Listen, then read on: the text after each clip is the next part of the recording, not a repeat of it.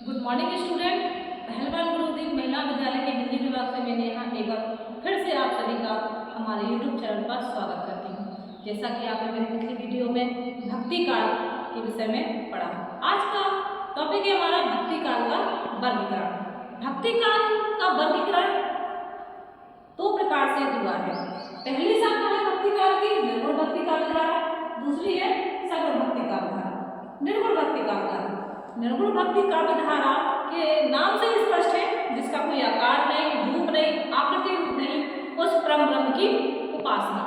अब निर्गुण भक्ति काव्य धारा की भी दो उपशाखाएं हैं, जिसके अंतर्गत है ज्ञानाश्रय काव्य धारा और प्रेमाश्रय काव्य धारा।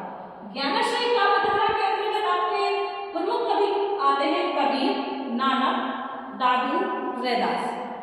कबीरदास, कबीरदास जी ने ज्ञान के मार्ग से मोक्ष की प्राप्ति को माना है। उनका मानना है कि भगवान को पूजने से हमें मोक्ष की प्राप्ति नहीं होगी।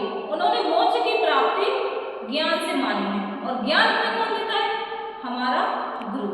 उन्होंने ईश्वर से भी ऊपर गुरु को माना है। उनका एक बहुत ही प्रसिद्ध दुआ है, सुनिएगा। गुरु गोविंद खड़े काके लागो पाए, गुरु गोविंद दो खड़े काके लागो पाए, बलिहारे गुरु आपने गोविंद दियो बताए, कबीरा गोविंद दियो बताए।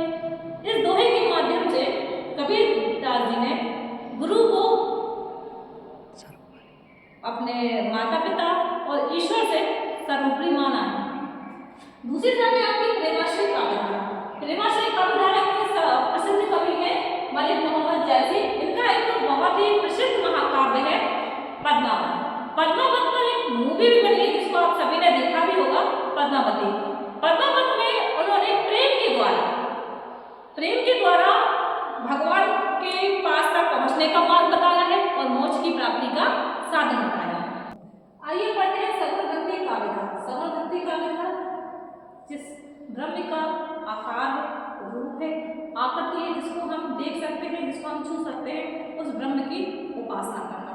सगुण भक्ति काव्य धारा की भी दो उपशाखाएं हैं।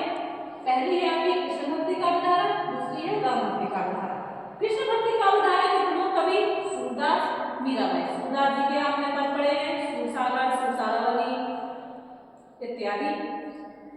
राम भक्ति काव्य धारा के प्रमुख कवि माने जाते हैं तुलसीदास। तुलसीदास जी का महाकाव्य है रामचरितमानस, जो कि अवधी भाषा में लिखा है। इसका एक प्रसिद्ध, उसकी कुछ प्रसिद्ध लाइनें या दोहा आप देखिए, पढ़िए, बताती हूँ मैं आपको। चित्रकूट के घाट पर भई संतन की भीड़, चित्रकूट के घाट पर भई संतन की भीड़, तुलसीदास चंदन घिसे तिलक करे रघुवीर, तुलसी तिलक करे। जैसा कि आज आपने पढ़ा भक्ति काल का वर्गीकरण, इसको आज मैंने आपको संक्षेप में पढ़ाया है। कल आप इसको विस्तृत रूप में पढ़ेंगे कि भक्ति निर्गुण भक्ति काव्य धारा की विशेषताएं क्या है, ज्ञानाश्रय भक्ति काव्य धारा, प्रेमाश्रय भक्ति काव्य धारा और कृष्ण भक्ति धारा।